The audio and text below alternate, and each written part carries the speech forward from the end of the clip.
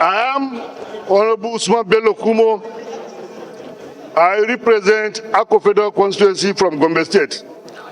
Mr. Speaker, first and foremost, let me speak for and in support of the motion raised by Honorable Ali Madaki.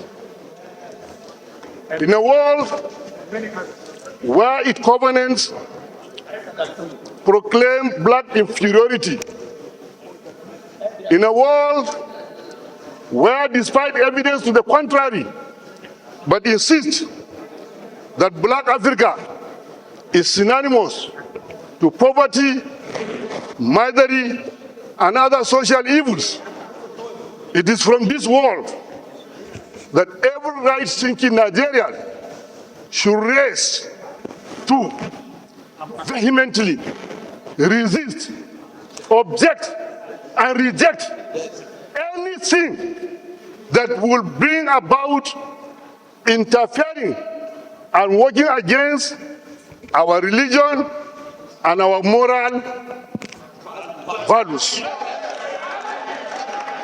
So, I would be very glad and happy that what the executives are claiming and they are saying, I pray God Almighty to make it true. If it is, we are home and dry.